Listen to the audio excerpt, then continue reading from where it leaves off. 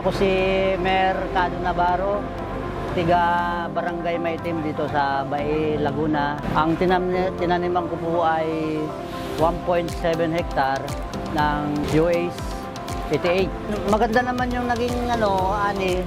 Ang naging ani ay 224 kaban. Ang maganda dito sa US 88, siya, mahaba yung yung uhay, tapos maraming butil, halos 300, binilang namin 360 to 370 yung butil niya. Tapos yung uhay sa isang puno ay parang 27 hanggang 30 uhay yung isang puno.